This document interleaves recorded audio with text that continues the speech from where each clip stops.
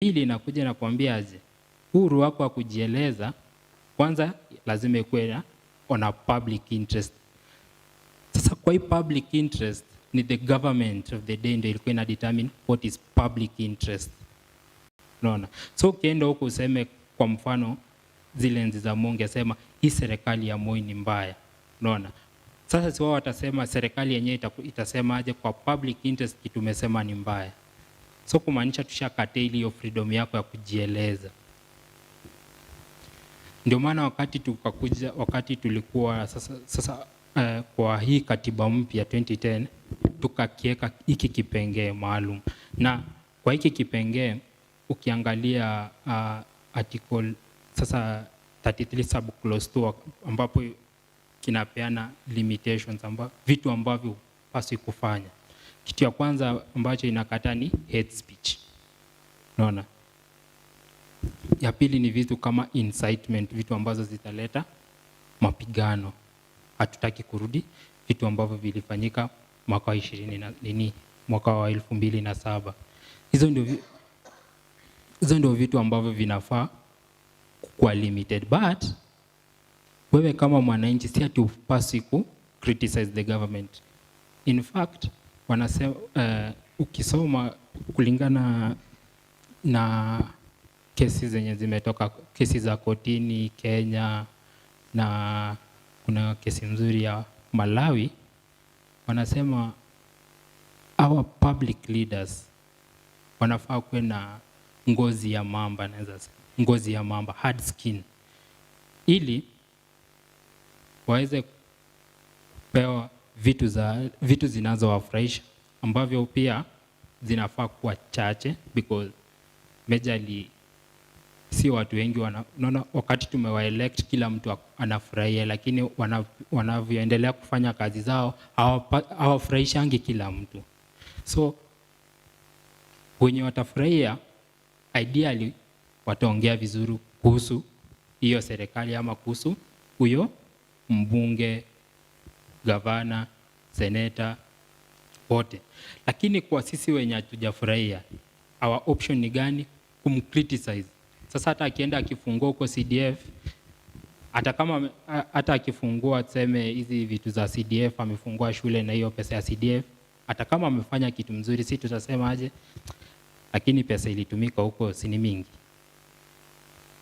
Ile tangi alijenga, si hata nyinyi mnaona inamwaga maji. Hiyo pesa ilienda wapi? So lazima tukue na hiyo equilibrium, tuna balance.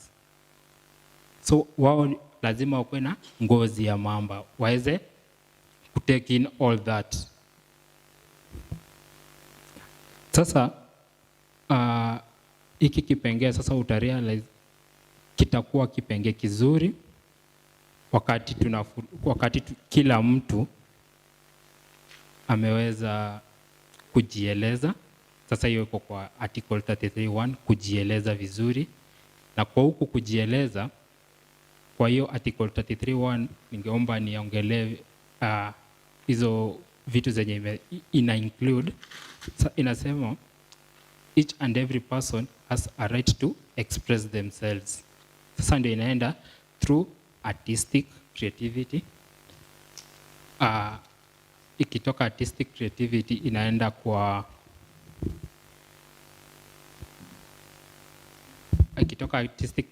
inaenda kwa scientific works na vitu kama hizo. So kwa hii artistic creativity sasa ningetumia hii kesi ya hao wasichana wa Butere kwa ile play yao. Utarealize kwa ile play yao ya kwanza mwaka wa 2013, serikali kwanza iliwakataza. Actually ilikuwa hiyo nini, hiyo kuna hiyo bodi ya hizi vitu za music ikawakataza wasiende kuplay now at the nationals. So kwa hiyo kesi Justice Majanja ambaye alitoaga mwaka uliopita alisema kuwa ukiangalia hata enzi za ukoloni kwa 90s tulikuwa na waandishi maalum kama Ngugi wa Thiong'o, Mishermu. Hata sisi tukiwa katika enzi za high school, sekondari, tulikuwa na watu kama Pauline Kea ambao waliandika Kigogo. So hiyo ni kitu ambacho kiko na mwanafunzi ni vizuri aelewe haki zake akiwa shuleni. Ajue ako na hii haki. Hii haki inamsaidia vipi? Pia ukikuja katika sasa hii kesi ya Butere ya pili ya huu mwaka ambayo ilikuwa na Justice Okwany, alieleza kuwa hiki kipengee, kwanza alipeana hiyo conservatory order akalift, akasema hao wanafunzi wacha waende wa play, na akasema ni vizuri serikali ambao niliwaambia kuwa inapaswa kuwa na ngozi ya mamba. Yaani wanafaa kuchukua tu kila wanafaa kuchukua tu kila kitu mazuri na mabaya, so that ndio wa rectify. Kama ni watu wanaongea vibaya kuhusu, wana rectify. Sasa akasema kuwa kwa hao wanafunzi ni vizuri waende wacheze mchezo wao nationals, na kama huo mchezo haufurahishi serikali, akasema kuwa huo sasa ndio umuhimu wa hiki kipengee. Si kila kitu inapaswa kukufurahisha. Hata ukiwa huko nyumbani, si kila mtu anakuongelea vizuri. Kuna wenye wanakuongea vizuri na kuna wenye wanakuongea vibaya. Sasa pia serikali inafaa ikuwe hivyo. Si kila mtu utachukia. Vitu zingine tu naacha tu ziende. Asante. Asante sana Bwana Mila. Hebu tumpigie makofi. Kwa maana ameweza kuzungumza kwa Kiswahili kwa muda mrefu sana. Mimi siwezi nikazungumza Kiswahili kwa muda mrefu kama huo. Kwa hivyo tunakushukuru sana for the very, very wonderful presentation, taking us through the history of the provision from post-colonial times through the colonial government to the post-colonial government, and you know what is happening with the right to freedom of expression at the moment. For me as a discussant is mainly to challenge you to connect Article 33 to Article 32 and also to Article 24. How should we read, you know, this idea of holistic reading of the Constitution? Ya kwamba tunafaa tuisome katiba kwa ujumla, sio tu vipengele moja moja hivi. So in that sense, my view is that this is maybe one of those provisions that has an internal limitation within it. Many of the other provisions in the Bill of Rights do not necessarily have that internal limitation. And therefore, there has to be a reason for this. Why we have these internal limitations? It's good to analyze that.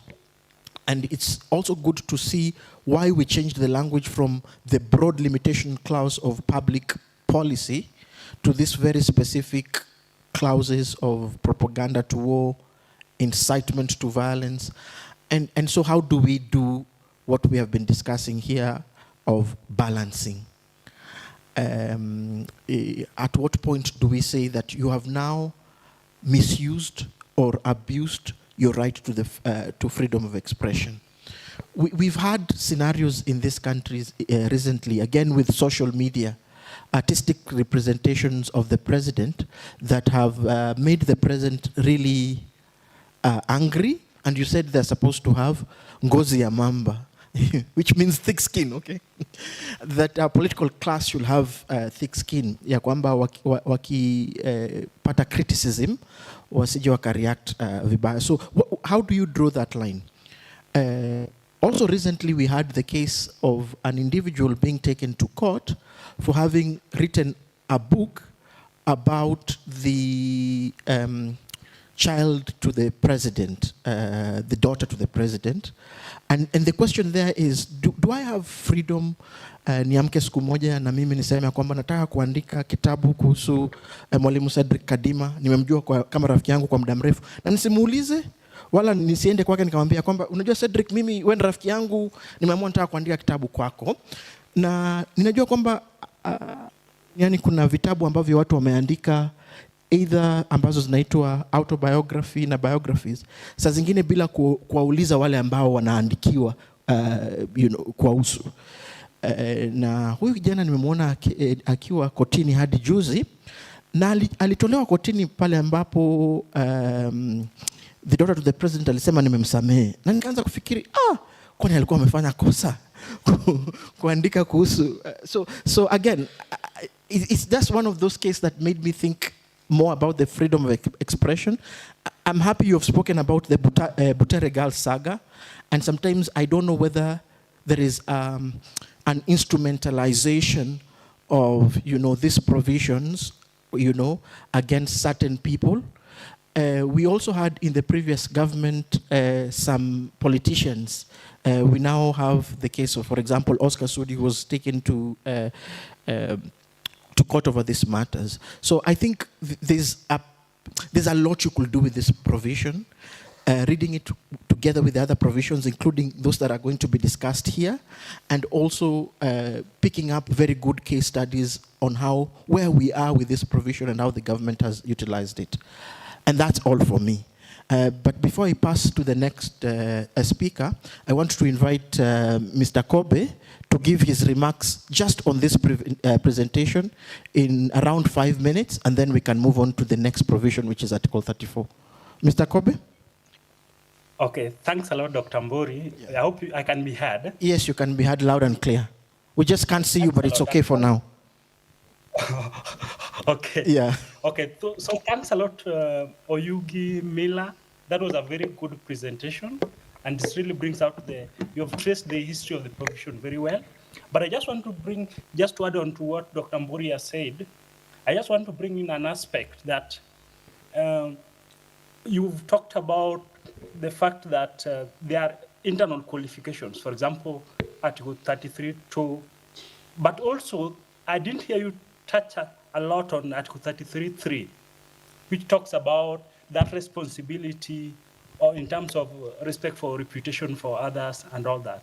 Why I'm talking about that is that in the current context, for example, just to add on to what Dr. Mbori was saying, that remember currently, for example, in feminist spaces, there's this new idea about technologically facilitated gender-based violence, where, for example, women leaders are saying they are being harassed online and all that. So I'd expect that in your critique, you can bring in those contemporary arguments about whether such, because now, remember that now most of expression takes place in the digital space. Of course, when the Constitution was being written and when the struggle for constitutional reform in the 1990s and all that, we didn't really contemplate what takes place in the digital space. But that's really a new frontier that I think also should come out in your work, that in terms of contemporary challenges. But to go on also to the jurisprudence, you have highlighted very well, and I also join in commending you for bringing out, for example, artistic expression jurisprudence. But there's also, while we have done well in the jurisprudence, and most of our jurisprudence is very progressive, I also just want to urge you to look at some jurisprudence that I think is also really contentious. For example, I'm sure you came across the case of Wanuri Kahiu, the one on Rafiki film, yeah? Remember the film that was supposed to be featured in the Oscar or whatever competition, and then it had homosexual content. And remember, in that case, for example, you find that in the first instance, the judge who had the application for interim orders allowed the play to be played, but then after that, in the final judgment, the matter was dismissed, and they said that the ban that had been imposed by the Film Classification Board remains in place. So that's really, and the justification was that it's about, the judge was arguing based on public morality, that allowing such a film to be played in Kenya would corrupt public morality. And so, although as we speak, I know the matter is pending before the Court of Appeal, but it's something that also, I can call it some challenges that we still have. And just going to even the discussion that we had, that the panelists in the morning had in the previous panel, there's this thing of the proportionality test, how it's applied. Can the idea of public morality only And you know, something like public morality is a very, very subjective test. Can that be the basis for limiting our freedom of expression? So, but generally, I would just say that those were the two things that stood out for me that I thought you should have touched on. But I agree with, you are bringing out that aspect that, unlike, for example, unlike contrasting Kenyan Constitution Article 33 on expression and the American one, if you look at in the American jurisprudence, freedom of expression is absolute. But remember that due to our history, for example, as you have highlighted, the issues of propaganda for war, hate speech, you find that Article 33(2) has limited that, knowing our history, for example, with post-election violence and ethnic clashes. So I'd like that you brought that out, but you can consider those other two aspects that are brought out as things that I didn't hear you mention. But otherwise, thanks. Thanks, Dr. Mburi, back to you. Asante sana, Mr. Kobe, for the very good comments. Kuna hili dhana ambalo limekuja juzi, linaitwa AI. Kwa Kiswahili sijui dhana ya AI kwa Kiswahili ni nini, rafiki yangu Jabez atawaeleza. And I say this because Walter brought it up. Digitally facilitated issues. Moving into the 2027 elections, vile ambavyo tunaenda, na vile ambavyo ninaona hii dhana ya AI inaenda ni, I think it's something you should consider thinking about. How far can we express ourselves with artificial intelligence? How far can we go? Now I see these videos, I don't know what they're called, where someone is, you know, it's not that person, but it's them. And of course you say, this cannot be Raila, because Raila didn't say this, I didn't hear him say this, but he's the one saying it. And this is something that we have to be concerned about. How do we govern this area from a human rights point of view? I think we should stop there for Article 33. Natumai mmeandika notes, na kama uko na swali ningependa ungoje tukimaliza, tukifika Article 37 utaweza kuuliza. And I know I know Elodie also is writing this paper together with you, so I hope she might also get a chance to say one or two things, but at the Q&A. Is that okay? Maybe we let it be at the Q&A because there'll be a bit of time there. But for now, I want to ask Betsy to take us through Article 34 of the Constitution. Welcome, you have 12 minutes. Thank you. So my presentation will be a little different from Miller's presentation. I will not be speaking in Swahili. Also, I just want to start from where Miller left off, and in the spirit of reading the Constitution holistically. So Article 33 and 34 are very correlated, and just with the more progressive Constitution that we have. So Article 34, in its inherent history, did not explicitly exist before the 2010 Constitution. It existed within the broader rights of expression, so the freedom to disseminate information through electronic, print media was not explicitly recognized as a constitutional law under the Bill of Rights.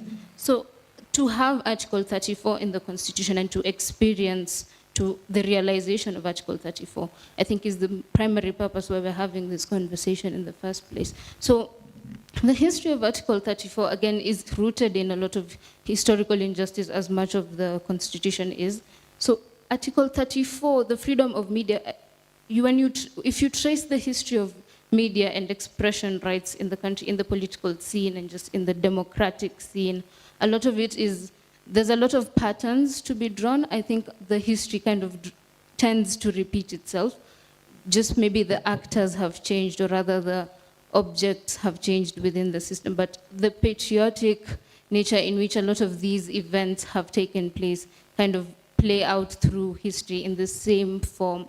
So when we got independence, so the 1963 Constitution did not explicitly recognize, and even before that, when we had the newspaper ordinance of 1906, a lot of that was curated to kind of limit the kind of, or control the kind of media that was being pushed out. So to neutralize nationalism, to kind of suppress the nationalist voice that was trying to fight for independence.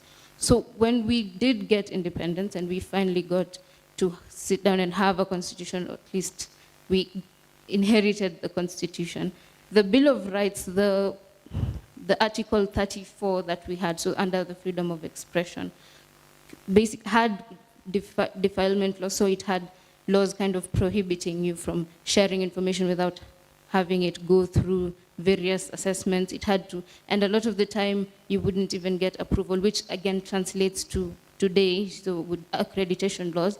And so Article 34, so the freedom of the media primarily rose or like became a focus point or something that was needed in our democratic society. In the 80s, in the 90s is when they kind of started championing for this to become an independent right, primarily because of the demographics it serves. So Article 34 and 33 are interdependent, are rather related because they all serve expression rights. But Article 34 kind of speaks to the institutional guarantee for the freedom to disseminate information from an impartial. So a lot of the time you'll hear the fourth estate. So the media sits at a pinnacle point where it gets to say what is happening without partaking in any side, and the government shouldn't necessarily get to pick a side or to control what is said about the government. So in the 90s, when civil society was rising, and we have Mutunga's book, actually, Constitution Making from the Middle, and we see with this, he kind of places civil society at the center of this liberalization and this rising radicalization in our needs to seek emancipation from the oppressive regimes in the fight for multipartyism.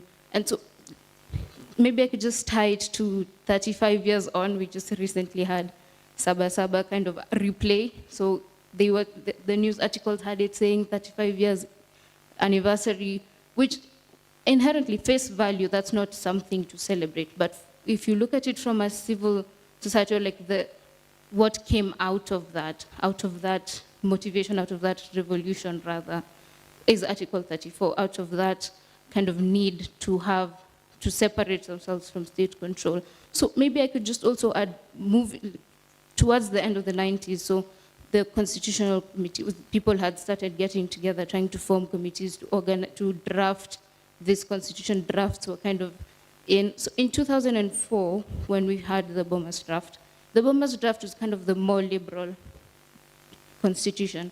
It envisioned a lot of, it removed a lot of the executive control. So it envisioned a lot more pluralism, I would say, and less state influence within the media system.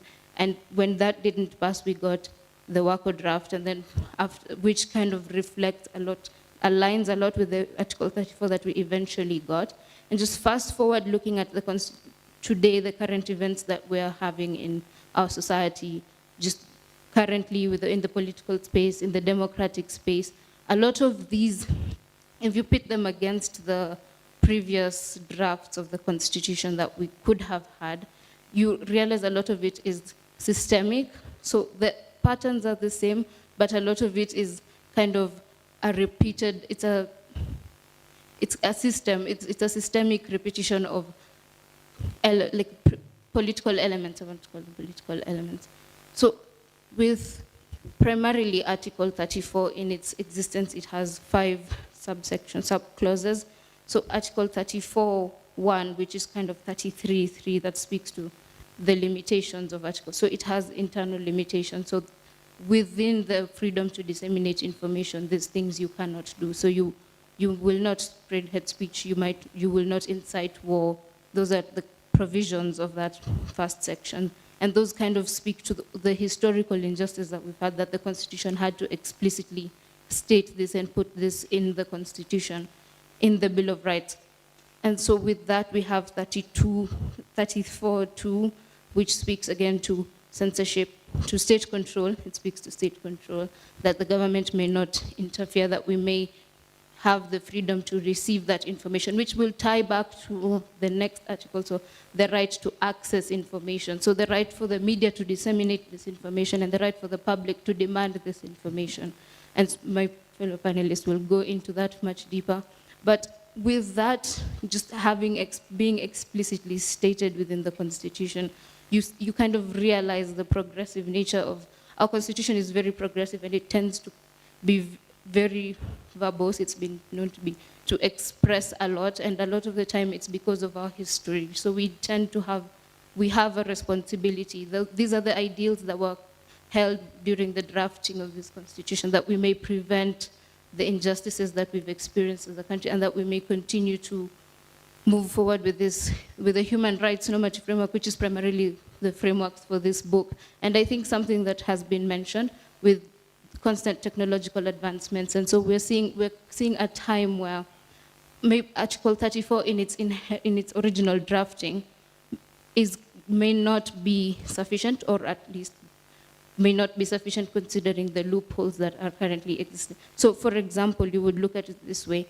AI is not legally, it's not considered a legal person, or again, technological advancements with the rumored internet bill. So like you'd need your ID to access social media. So does that then inhibit your personal expression rights, or is that a limitation on your media rights, because on your freedom to disseminate information, which takes you back to the Media Council Act, which explicitly states who is a journalist, and so who is a journalist and gets to be protected under journalistic rights.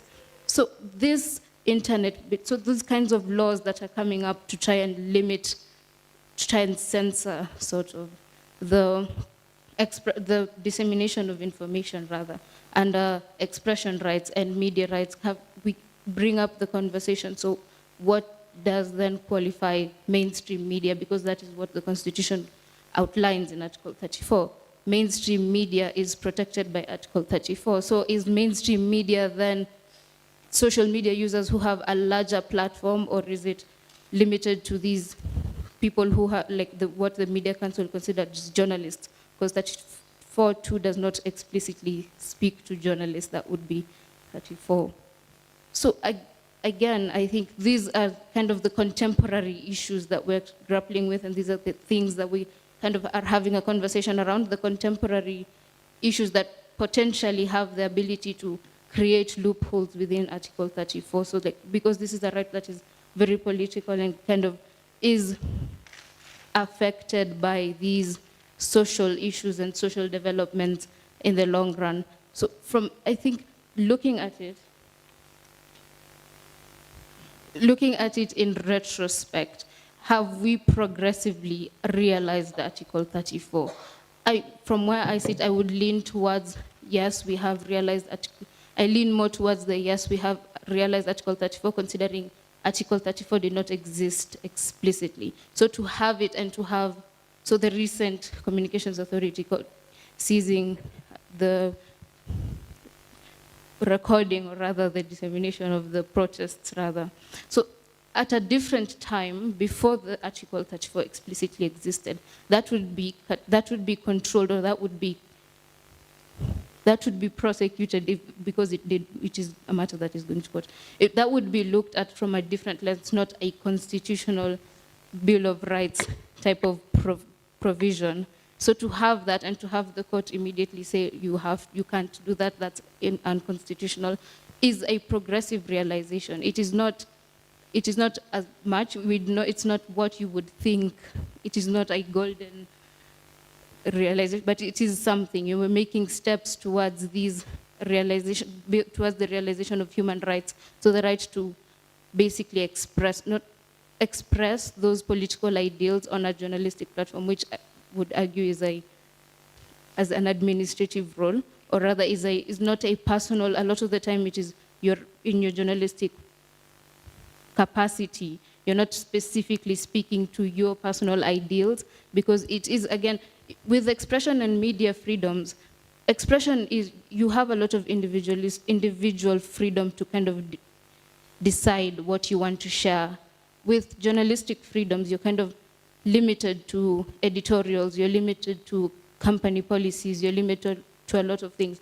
So again, that kind of creates this separation that is important, because if you're speaking on behalf of editorials, if you're publishing in your name, but that went through an entire editorial process, do you then suffer the brunt for publishing political, or which you shouldn't, because again, state control, but do you then sit at a point where you are facing treason charges? Because this is something we've seen in the African court, where you're facing treason charges for basically putting out information that was aligned with terrorism. Are you then a part of this greater form of terrorism? So I think that is the much I can say. We could still speak to this more in the next coming sessions. Yeah. Thank you very much. Let's give a hand. Thank you very much, Betsy, for that very good and wonderful overview of this provision. I really appreciate it. Mwanadada huyu amekuwa akizungumzia uhuru wa wanahabari ama wanahabari katika kipengele cha 34 cha katiba.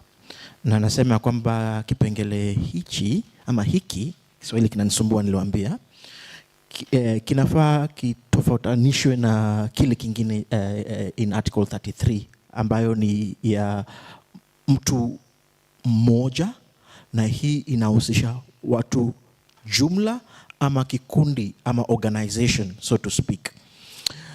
So I think that this is, for me, I think you've done a very good overview and coverage of where we are coming from.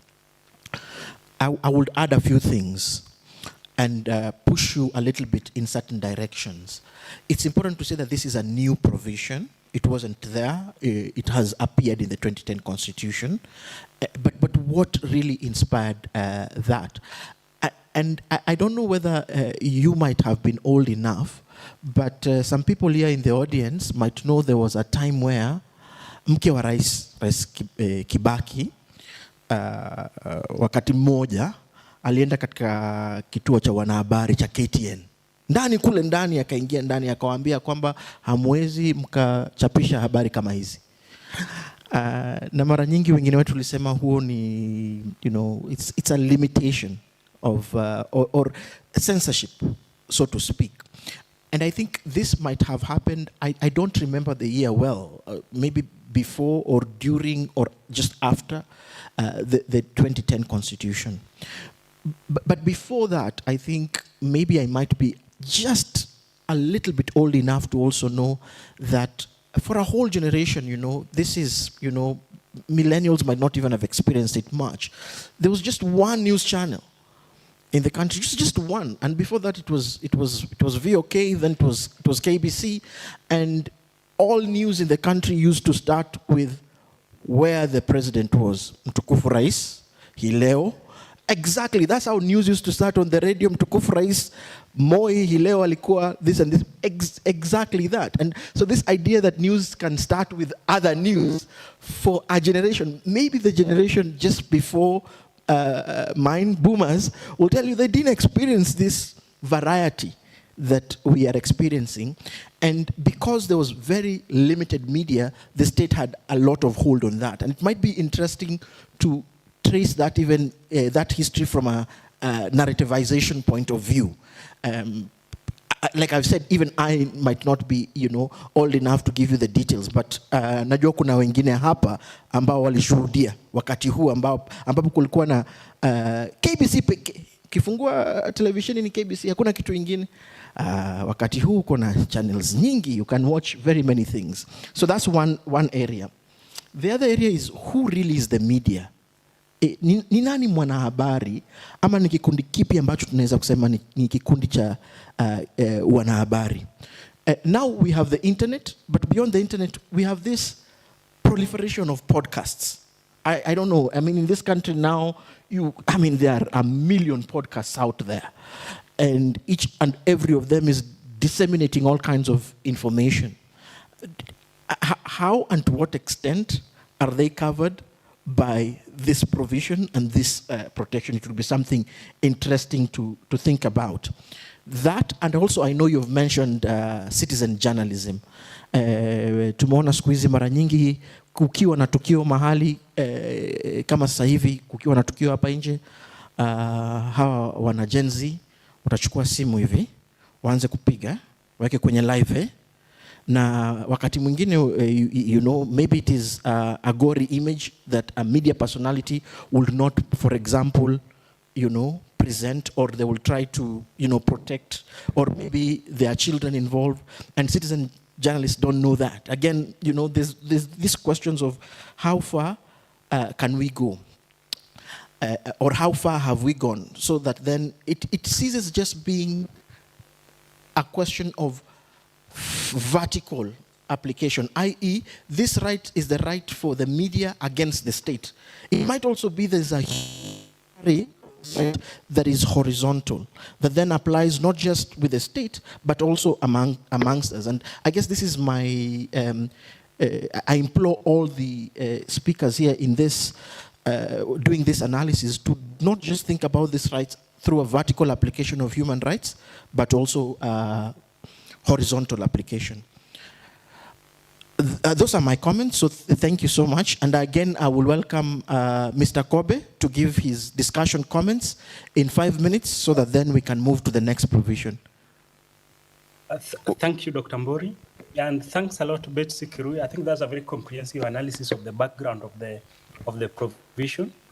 Let me just start by saying that one thing that we must recognize is that if you look at comparative constitutional law, you'll realize that most of the Bill of Rights have just the right to freedom of expression.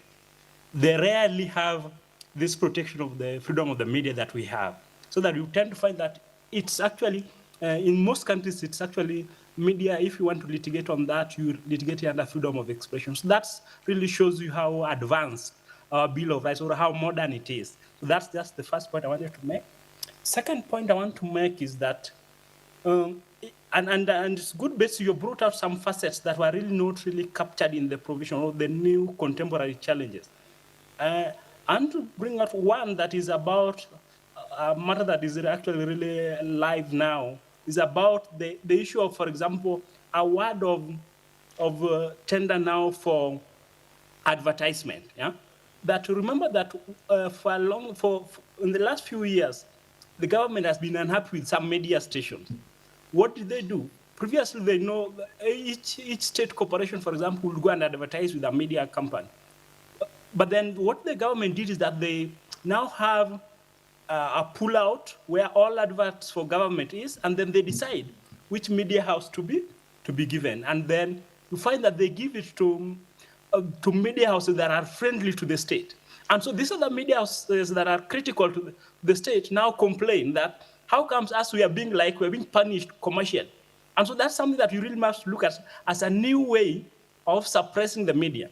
And in fact, there's a court case that is going on, but as also Honorable Imanya reminded you in the morning, in fact, there's also a case that was decided this year, a Law Society of Kenya versus PS Kisiangani, when the PS directed that all adverts by the government should be given to KBC.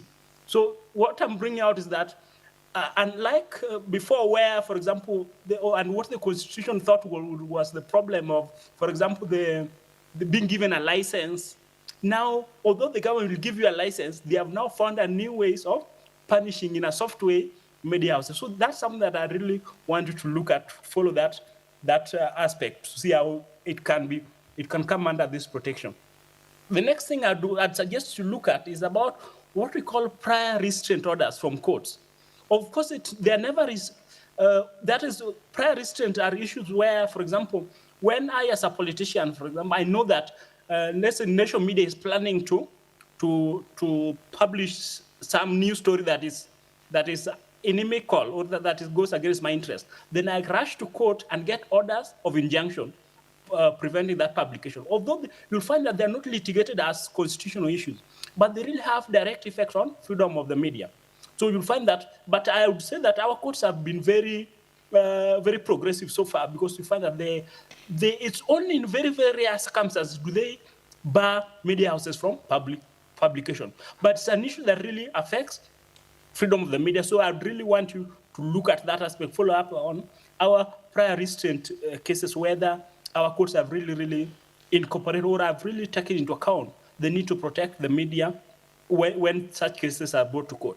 The third aspect I'd want to also look at is about award of damages. Because I work in the Office of the Chief Justice, I've attended interaction we have with the media. And one of the issues that you get from the editors or from media houses when they engage with the judiciary, they tend to be concerned about what are the amount of damages that are awarded against media houses in defamation cases. Because remember, some of our media houses are not really that financially strong. So if in each case they are getting awards of 10 million, 20 million against them and all that, if if you have 5 such awards, they'll not be able to pay the journalists. So that's something that really has a serious effect on the freedom of the media. So look at it or I would suggest that you look at that trail of thought, that you can look at some of the defamation cases and really our trends, our jurisprudence on award of damages, whether it's really protecting the freedom of the media or not. And so those are really some of the issues that I thought I will bring out, but I think you've really, and as Dr. Mburi has said, you've really covered the history very well. Thank you. Thank you very much, Walter, for that. I think, very judicial perspective views that I also find very, very insightful, i.e. how the government is, trying to circumvent these rights in an indirect manner through the advertisement space. I find that very insightful. But also the coordination between the law of defamation, damages, and how the judiciary has played that role. And I think Betsy, and I think you have a co-author too, I don't know whether he's here, I think he might get an opportunity to comment also in Q&A. It might be important to sort of incorporate some of these discussions into your paper, and I'm sure it will really, really enrich it. So thanks again for the wonderful presentation. Because of time, I really want us to then move on to Joe Karaoke, who's then going to cover the next provision in the next, and I think this is a single author paper, in the next 12 minutes. This is Article 35 of the Constitution. I beg your pardon. So you have the floor, Joe. Thank you, Dr. Mburi.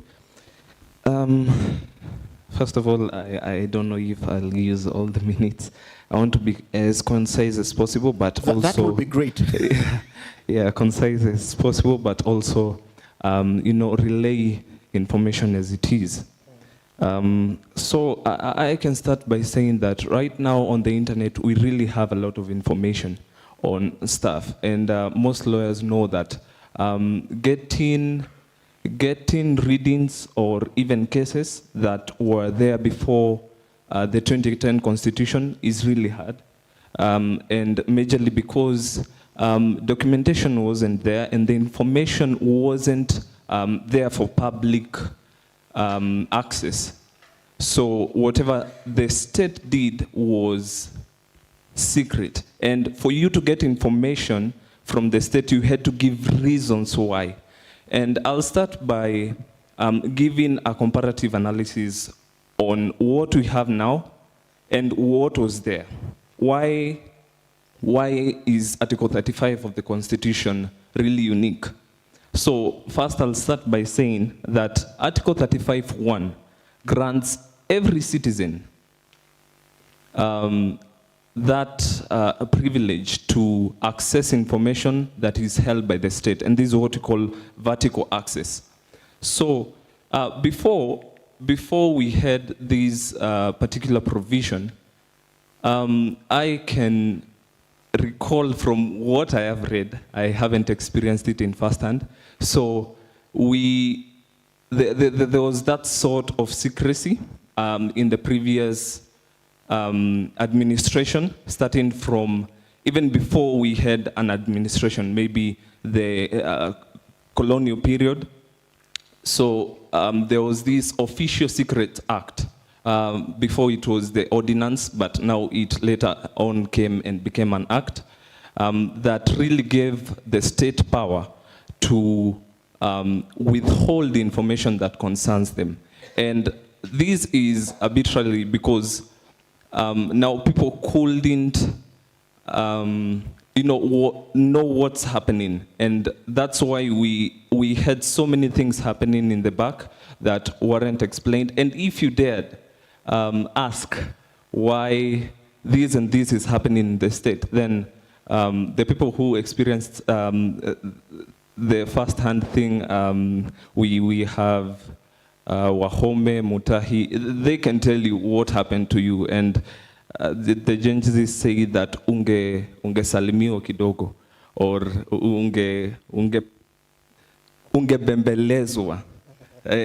So the information that was in the state was for the state alone, not for the public.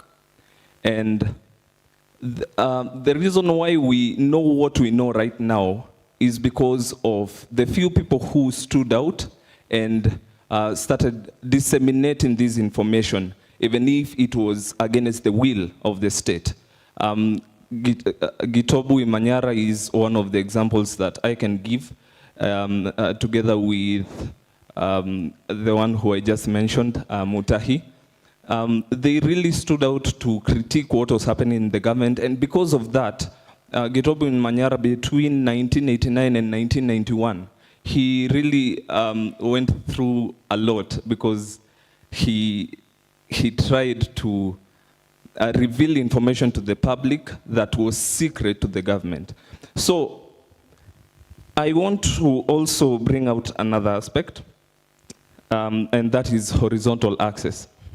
And this wasn't there. And so I can start by saying that the term every citizen has been used to show that whatever we have for the state is ours. And it is a regression for us, according to other analysts, but for our state, we can say that the term every citizen, you know, there is every person, most of the provisions, even in the international law provisions and other principles like the Shwane principles, which speak of this particular right, use the word every person. But Article 35(1) specifically states that the right to access information held by the state and held by other actors who are of horizontal level is primarily given to citizens alone. And this because they give us the privilege as citizens for our information to stay inside. So no one from outside can come and start telling us that they want information about something happening in the country. It looks off. But yeah, so right now, every citizen can access information held by private persons. Yeah, and that includes juristic persons. That can be a corporation or a body. Yeah. So Article 35(3) gives the state what we call a proactive duty to publish and publicize information even before we ask for it. And this wasn't there before as well. And that's why in the 1963 administration, you had to, and it's very different. Right now we are presuming that everything that the state does is presumed for disclosure. But what was there before is that you had to demand for information. It wasn't assured that the government will provide it. So, and that's why they say that it was a secretive kind of government, and that's why they gave it the term serikali rather than serikali, if that makes sense. Yeah, so right now the state has a proactive duty to publicize important information affecting the nation, and that is what caught my eye. What do we mean by important information? So, if I want today to go and ask for information about terrorism and if the president was involved in maybe an act of terrorism, that is just a hypothetical case. Okay. So they would... You have to emphasize. Yeah, so they would deny me access to that, maybe because it concerns the president, and maybe because they will take an exception of national security. They will say that revealing the acts of the president or something will affect national security. or something. Yeah. So right now we have exceptions such as the national security, but they are well explained. And when a person, they are well explained when a person can actually give the exemption of not disclosing information from the state using the exception of national security. And those can be found in the Shwane Principles, which are global principles on national security and the right to information. Yeah. So, and what I actually found to be important in this part, what comprises of important information, is that the government and the government only has the power to decide on what is important. Everybody else, including the horizontal level private bodies, do not have that power to say that whatever they have is important information affecting the nation. Yeah. So on Article 35(3), that is what I have to say about it. Yeah, and just to give a small history of what happened, of which most of the things were mentioned, is that after the WACO draft and after the harmonized draft was there was another discussion in the Naivasha draft, or what they call the PSC draft. And on this part, there are people who didn't want the Access to Information Act, or the Access to Information as a right, to be a standalone right. And they say that it should be under or embedded in another right. And I don't know why they will suggest that, because previously that was the major problem, is that access to information wasn't a standalone right. It was under Section 79 of the freedom of, was it speech? Expression right, of the repealed Constitution. So, and that was the major problem that was there. But during the final draft, when they were making the final draft, they sat down and actually realized that this particular right is at the very heart of transparency and accountability, and that's why it should stand alone. And apart from promulgating this right as a standalone, they also gave it some enablers. So they came up in 2016 and brought out an Access to Information Act, which helps, give more clarification to the particular sections that we have.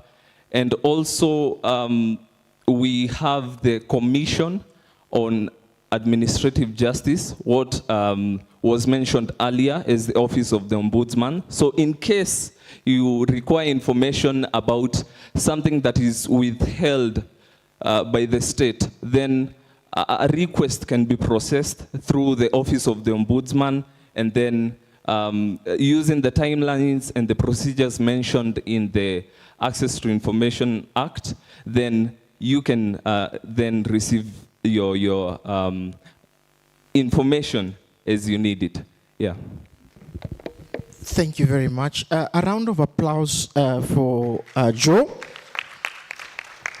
I think that he has also done a splendid job. Amefanya kazi nzuri sana. Ni haki ya kupata habari or information. So this is Article 35 of the Constitution. So for me, Joe, ulipoanza nilidhani kulikuwa na tashwishi kidogo. It seemed to me as if ulikuwa unachanganya 33 kidogo na 35. Naelewa, this is important. Mara nyingi unaweza kuchanganya because the right to access information and the right to disseminate information are very close.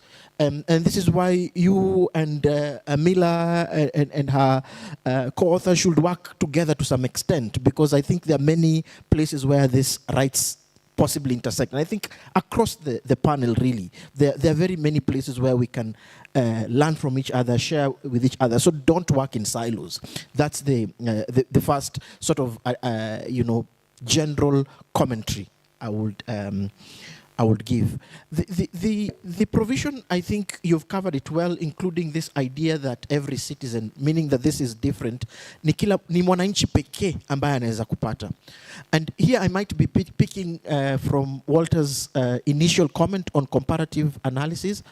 I know, and this is very important for me, that in the US, anyone in the world, according to their Freedom of Information Act, can actually do a FOIA, which is the procedure of getting information. You don't have to be a US citizen to seek information kutoka kwa serikali ya Amerikani.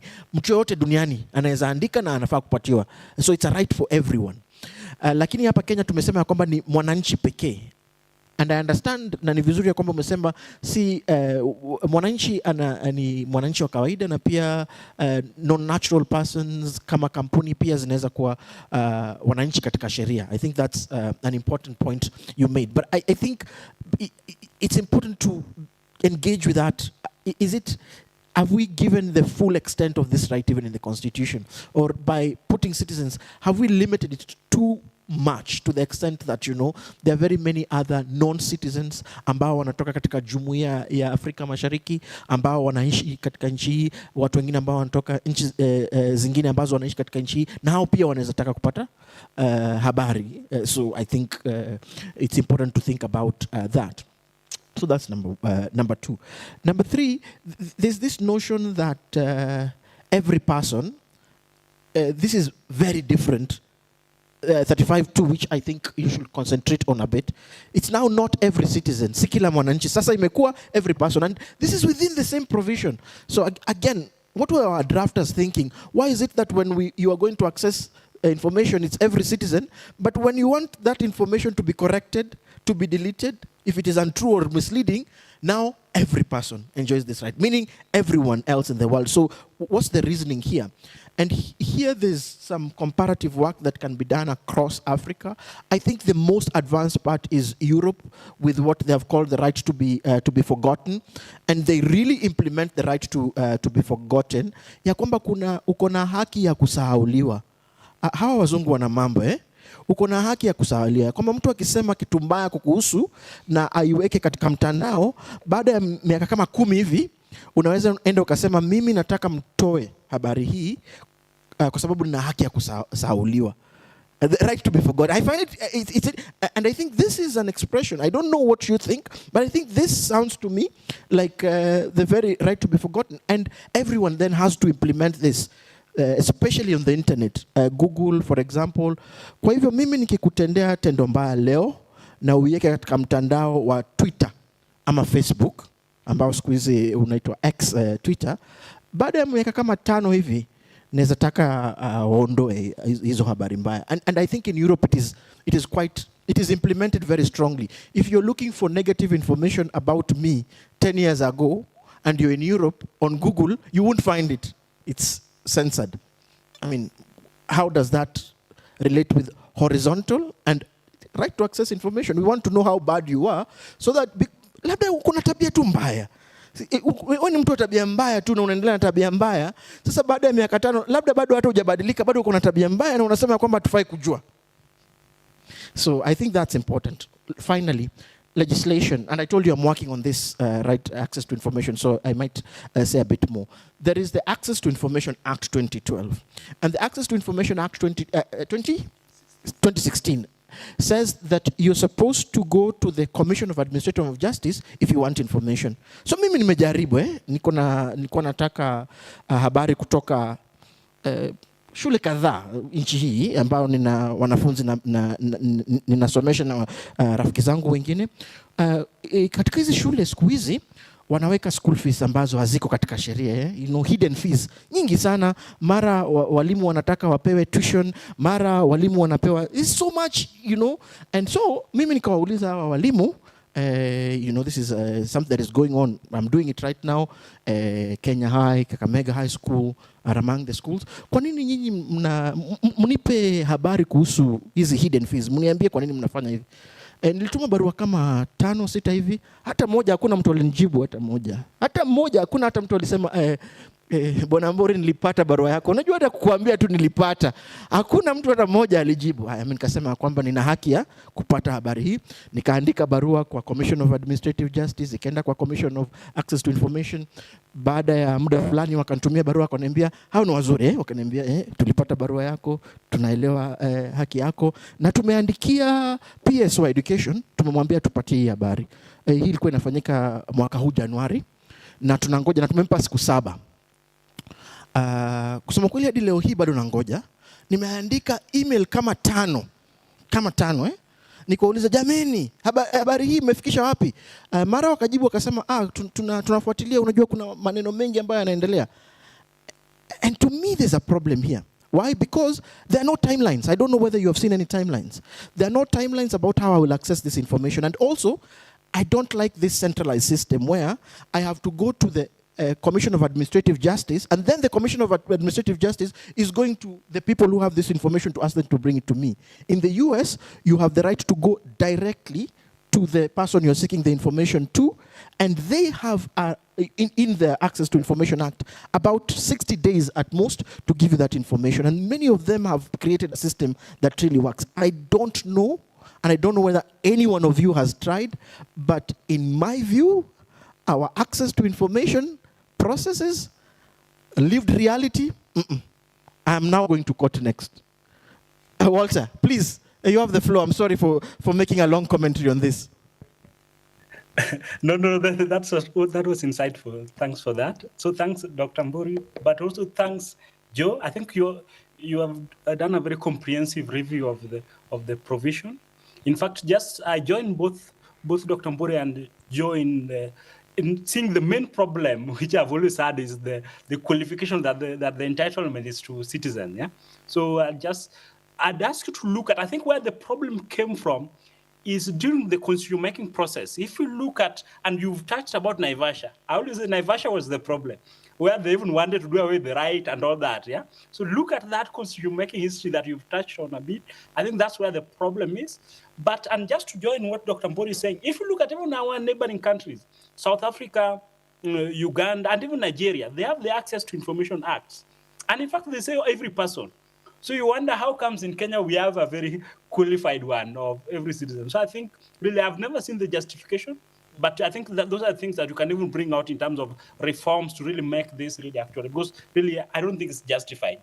Beyond that, what I wanted to bring out also is this. It's in our jurisprudence. I have another problem with our jurisprudence, although I work in the judiciary, so you would find it contradictory. But I have a problem with something that I want you to bring to maybe look at.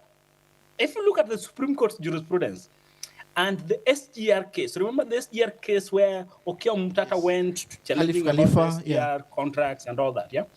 And one of the issues in the SGR case was about the availability of the contracts and all that. And so the Supreme Court says that, these things were leaked to Okia Mutata by a whistleblower. So the court says that these documents are not admissible. Why? Because we have access to information laws, that if Okia had wanted these documents, he should have gone through the long way that you see Dr. Mbori says is very difficult. This court says that you should have gone along that way.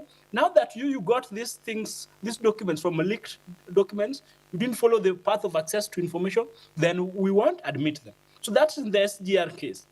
The second case, the same way, I think the first time then the court pronounced it, is in the Harun Mwau case. Harun Mwau versus IBC. Remember after the nullification of the 2017 presidential election, before we went for the rerun, there was some disagreement at the IBC where the commissioners were fighting amongst themselves. So there were some documents that were leaked from IBC. And then these documents, they were also to be used in the case that followed the repeat presidential election. And in that case also, you find the Supreme Court also struck out that those documents from IBC, because they had been given out by whistleblowers, they could not be admissible. And that the right route to follow was to use the access to information laws. So I've always struggled with that reasoning, where now you find that due to the fact that we have an access to information laws, we are we are not appreciating that there are certain things that a whistleblower, when a whistleblower takes whatever, can say is patriotic duty. Because if you look at all scandals in this country, from Goldenberg to all of them, we have always got, the public has got this knowledge about this misdeeds from whistleblower reports.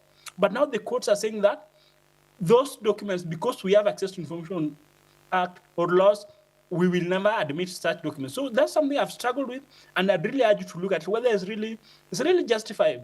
Because for me, it's not justified.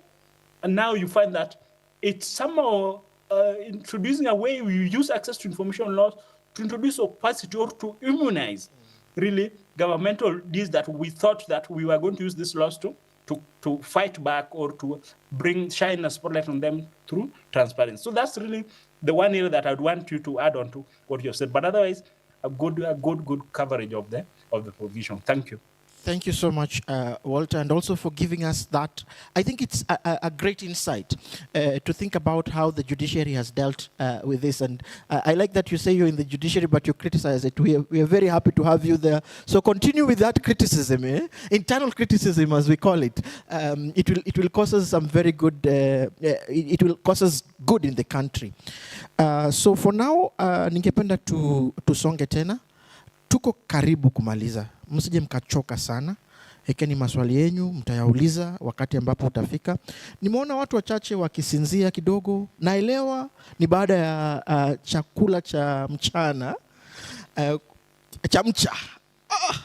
Waswahili. Waswahili wambobea.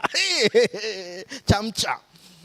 Kwa hivyo ningependa ukiwa umekaa na mwenzako hapo karibu na unaona ni kama anaenda kusinzia, umgonge kidogo hivi mwambie tunaendelea. Tuko karibu kufika katika kipengele ambacho mnakipenda sana. Kipengele cha maandamano. Kwa hivyo ukiwa umelala huenda hutapata habari ya maandamano, na tumekuwa na mambo mengi sana katika hii eneo ya maandamano. Kwa hivyo msilale, Wakenya msilale. Wakenya msilale, bado pambano. Otieno Kajwang. So we move on. We now want to move on to Article 36. Crystal is going to take us through Article 36, freedom of access to information. You have the floor for the next 12 minutes. Also an individually authored paper. Thank you so much. Freedom of association. I am going to try to do this in less than 12 minutes. So Article 36 guarantees the right of every individual to join, form, or participate in activities of any association of their liking. And this right plays a very key role in democracy and civic engagement, and I see why it was put together with freedom of assembly in the 1969 Constitution and Article 80. But then again, historically, and I'm doing this drawing from the colonial era all throughout post-colonial era down towards the 2010 Constitution. So colonially, this right was not meant to flourish because colonially, it was treated as a threat. So associations were the ones used to question or to challenge the colonial rule. Yeah. So the statutes at that time, like the Native Ordinance, the Native Authority Ordinance, and the Societies Ordinance were used to control and ban associations. And this is seen a lot during the Mau Mau uprising. Post-independence, and I'd bring this from 1963 to the early 1990s, the right was provided for in the 1969 Constitution, but then it was restricted in a very broad way, and it was restricted, I believe Mila has mentioned this, it was restricted in relation to public interest, but then there wasn't a particular explanation as to what falls under public interest. So it was just restrictions allowed in the interest of order, security, and morality. And I believe that this was so broad to the point that it allowed for arbitrary control of this right. And then moving on to reforms, and this is all through 1990s to the 2010 Constitution, civic engagement played a key role in making sure that this right is included in the 2010 Constitution. So the Constitution in the Kenya, like the CKRC, and people generally were of the opinion that this right should be excluded from the history it has suffered of arbitrary control and yeah, just that. So this is seen in the repeal of Section 2A of the Constitution and the reintroduction of multipartyism in Kenya. The right provided for in the 2010 Constitution. So you have Article 36(1) providing for the article very clearly as compared to how it was in the 1969 Constitution. And then you have 36(2) ensuring that, or rather reinforcing the fact that everybody should enjoy this right without coercion or being forced to join any association that they are not, that they want to be part of. And then you have 36(3), making sure, or rather protecting this right from whatever it had suffered throughout history. So it says that if that registration should be done fairly and free of arbitrary control. And I'd say that this right has gone through a lot. I believe Betsy has mentioned, and I believe I'm picking a trend of suppression here.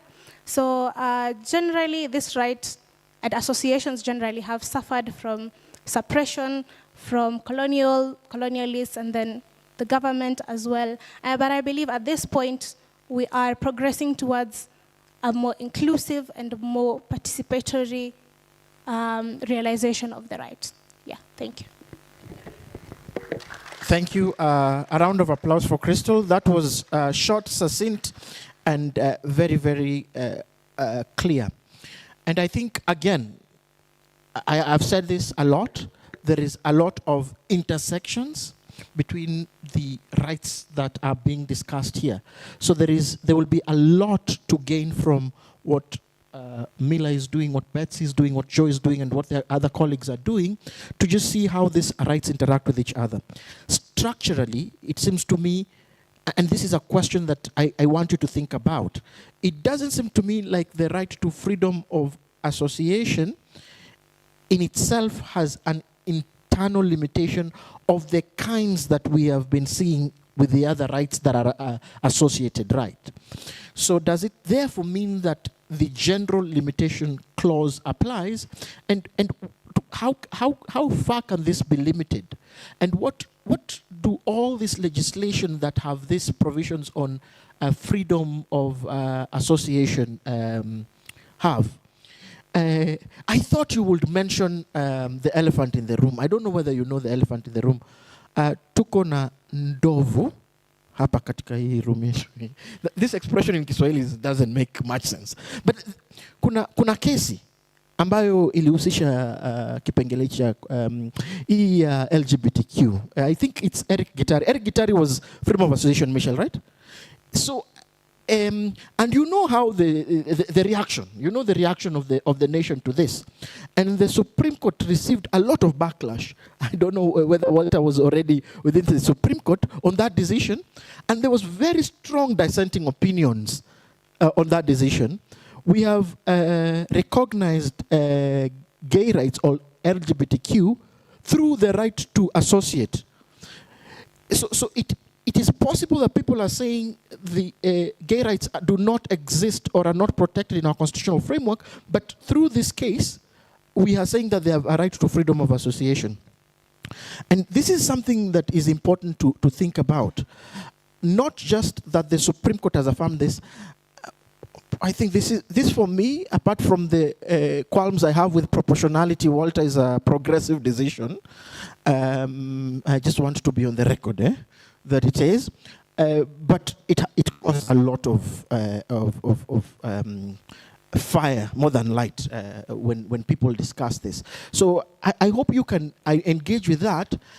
And how far does our association go? So if today, me and my good friend, Mr. Jabez Oyaro, decide that we want to form an association for neo-Nazis. You know neo-Nazis? Yeah, we want to form an association of neo-Nazis. Are we as far as the US? Because it might be possible that the US, in the US, this is acceptable.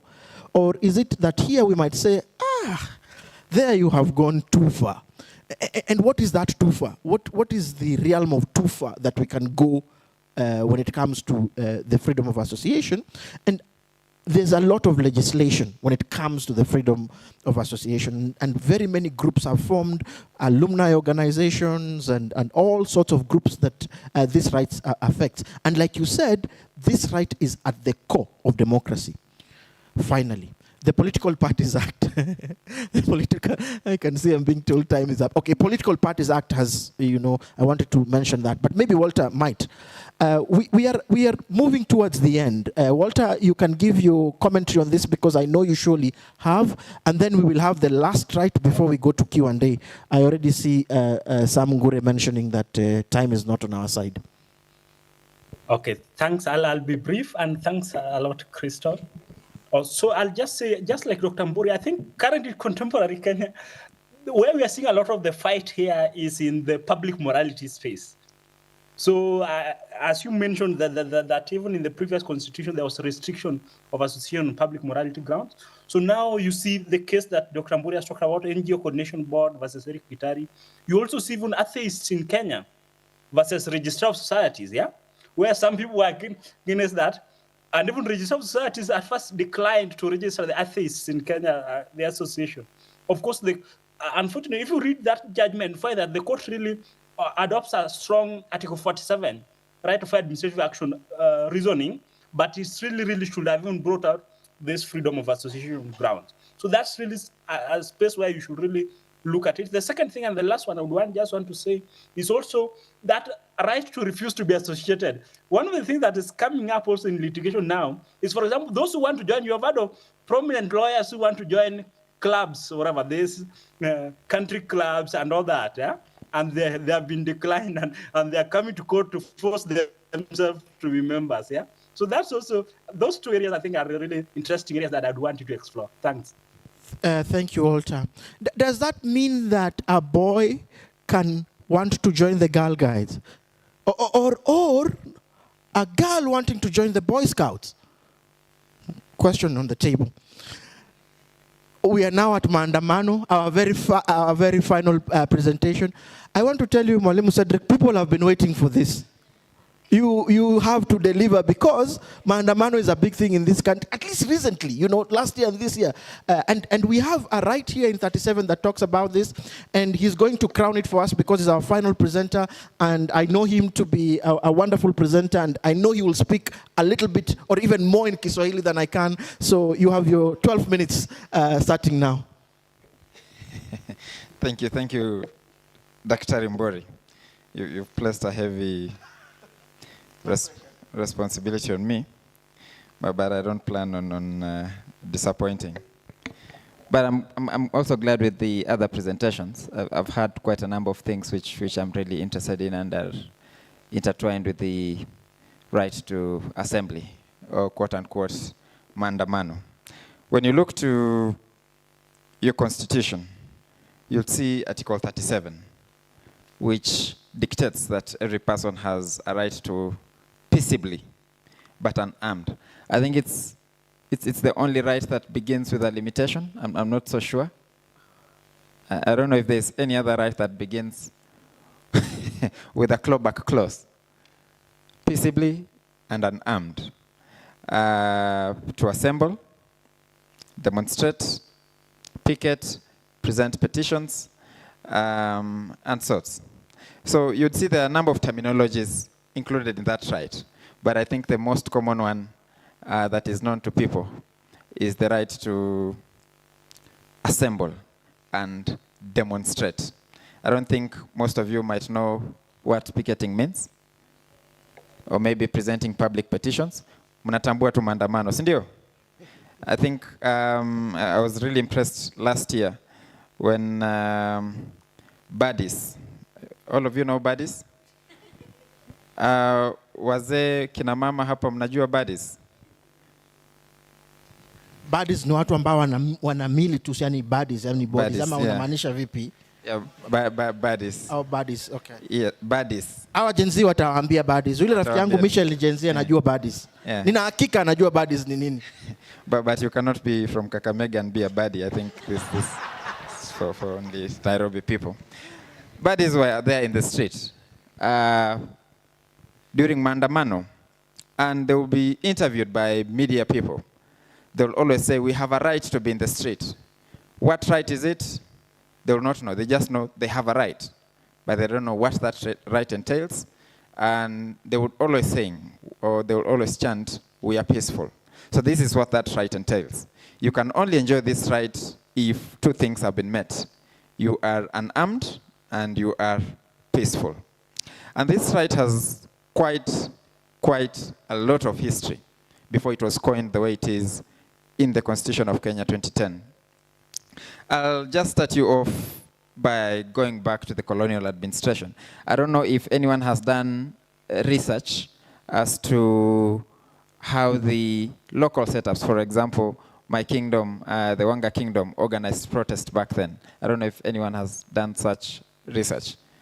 I don't know if somebody has done research of how maybe the Luo community, before missionaries came in, were able to exercise their right to assemble, demonstrate, and picket. I'm not so sure. We always start somewhere in the colonial period. Maybe that's part of colonization that we need to decolonize. But when the British came, they had a very interesting approach to this right. And this was a command and control mentality that they had towards us.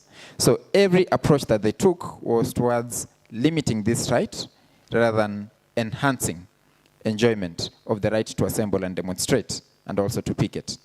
For instance, if you just go back to 1920, where the trade movements began to champion for the rights of workers, and you can remember individuals such as Harry Thuku.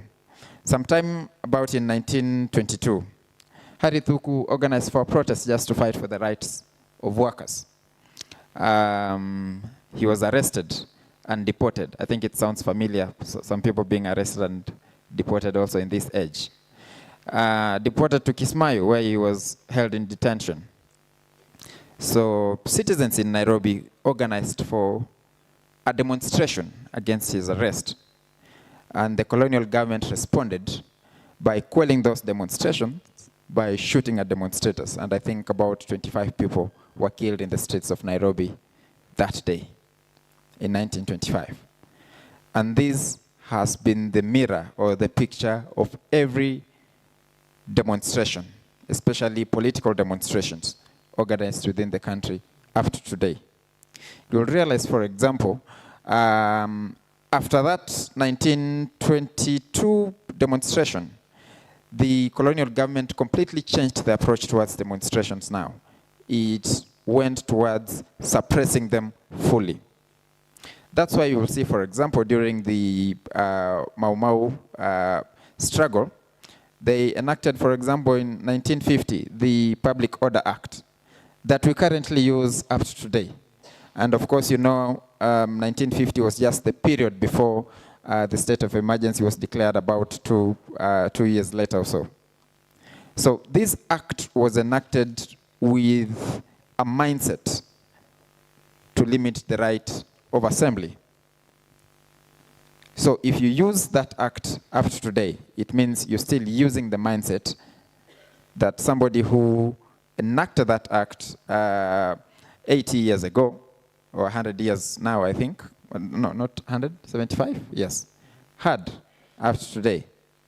And this colonial mindset was carried forward to other governments as well. For instance, when Kenyatta took office, I think one of the early amendments he did, I think, was to the, should be to the Public Security Act at that time, whereby, no, I think one of the first amendments he did was to the Public Order Act, immediately after the one-party system, after he banned KADU. One of the amendments he did was to ban demonstrations that actually displayed flags, T-shirts, emblems that featured any other political party. So again, he carries that mindset of repression. When it came to President Daniel Toroitich arap Moi, I'm not sure how much I should say about it, knowing the venue where I am. But of course, just remember limitation of rights. Okay. Freedom of speech is not there. Freedom of expression. Yes, you all know what transpired during his presidency. There were amendments after amendments to the Public Order Act, not in any way seeking to protect or seeking to facilitate enjoyment of the right to assembly. They all sought to limit the enjoyment of this right, which tells something about our governments. Why are they so particular in limiting enjoyment of a right rather than facilitating it? Is it a particular mindset that we carry, or is it in their best interest for them to limit rather than facilitate enjoyment of these rights? I don't know, but I think my answer would be they have a particular mindset. And this mindset, I believe, started with the colonial government. Remember when Hari Thuku organized for demonstrations and they were thwarted by about 25 people being killed? The reason the colonial government gave for those actions is that they were trying to overthrow the government. Another familiar excuse. Even as recent as 2024, I believe you had that excuse when the government tried to thwart some demonstration by even invoking the military. And I think one of the justifications were, or one of the stories in the streets were, that there was, quote unquote, a planned coup, which the government, or I don't know by whichever hand they saved the government of the day, maybe, I don't know, through a handshake or through the military or through the special forces, shooting people outside Parliament. So this mindset is what I think needs to be changed on this particular right. It also transferred to the Kibaki administration for a little bit. Of course, you know how they handled the post-election violence. Wasn't that good. But during Kibaki's time, there were quite a number of positive things. For example, there was enactment of the National Police Service Act, which contains the 6th schedule. The 6th schedule of the National Police Service Act seems quite an advansive feature, but its implementation is what is worrying. And its implementation was now tested during the Uhuru time. During the Uhuru time, I don't know if many of you are familiar, but I think there were a series of protests which were organized, I don't want to say by my political party, but by another political party. Especially, you remember where after the Chicken Gate scandal, IBC should go. There was another one, Chebukati must go, where it used to be tear gas Mondays, Machozi Monday. Yes. The objective of that government was always to restrict enjoyment of that right. The response wasn't good. It was always characterized by excessive use of force, characterized by extrajudicial killings. And in the Ruto administration, it has not been different. Therefore, you see this train of activities from the colonial times to the Ruto administration, all characterized by the same thought, all characterized by the same activities. Any protest is thwarted by either excessive use of force, extrajudicial killings, and the justification would always be there was a plan to overthrow the government, or there was a threat to national security. That's why we did what we had to. So why do all these administration across almost 100 years from colonial times to this time, why do all of them have the same thought or the same approach to the right to assemble, demonstrate, and picket? And I think maybe that's the mindset that we need to change about the government. We need to change the mindset to be more of a facilitative view. We need to change the mindset of the government to be a protective view towards this right, to be an enabler towards this right. And maybe that's when we can get it right. But there's also another angle which I know responsible citizens might ask, or courts have already talked about it, that we know demonstrations always turn out to be violent. You can check, I think, in the Hussein Khalid case, and many other cases that have been litigated surrounding Article 37. Then there's always a problem there if you measure it according to international standards, which prescribe some sort of restraint or some sort of tolerance towards the government, where the government is supposed to monitor, put in measures to ensure that actually the demonstrations occur rather than dispersing them, maybe, for example, or use certain amount of force while dispersing demonstrators, or not to use force at all? Do we have sufficient rules in place, or legislations in place, or subsidiary legislation in place to regulate such conduct? I think to some extent we do, but I still think the Public Order Act cannot serve as the source of regulation of assemblies and demonstrations, because it carries the same mindset that was enacted about 75 years ago of limiting the right and of dispersing demonstrators and seeing demonstrations as evil. We need to change that. You would see, for example, repressive court decisions. For example, there's one case here in Nakuru, which happened, I think, about 7 years ago, where pyrethrum farmers just tried to demonstrate the first time. So the owner of the company just rushed to the High Court to seek conservatory orders against further demonstrations. And the court said, looking at the economic status of these alleged protesters, they are likely to hold violent protests.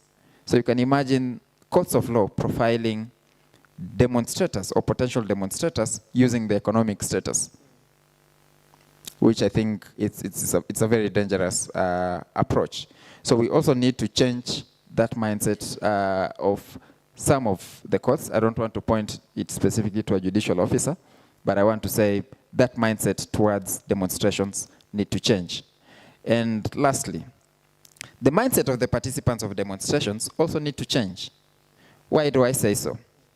Ali Mazrui, when he was writing his book, The Africans, he observed one thing, that during colonial times, Africans used to rebel against the colonial government by destroying government property or destroying the property of the colonial government as a form of heroism. They saw it as defending their own dignity when they destroyed property belonging to the colonizers.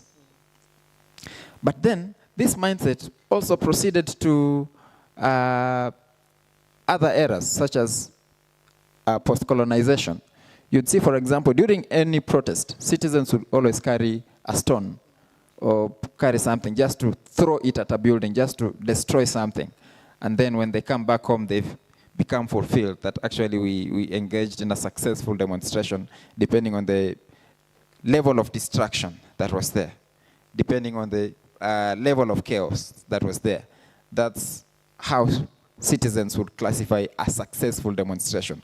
In fact, some of them would cry that we actually need some tear gas. Some will tell the police, I don't know, the tear gas is not strong enough. Yeah, it's not strong enough, it's expired, I don't know, this one is pink, we want the yellow one. So there's also a mindset of the demonstrators that also needs to change for this right to be effectively realized. And of course, international standards also have a role to play. We have an elaborate volume of procedures, of rules, of regulations, of how demonstrations should be conducted and how the state should behave, and I think it should be under general comment number 37. But I think that's just a story to the state. If they implement it, we'll be having it better. Thank you. Thank you so much. A round of applause for Cedric. Wonderful overview, wonderful presentation all round. I know we have very limited time and I wanted to hear some comments and questions from the floor. So all I will do is to ask Walter to give a short commentary so that then we can democratize this conversation even further. I join you, Doctor, in congratulating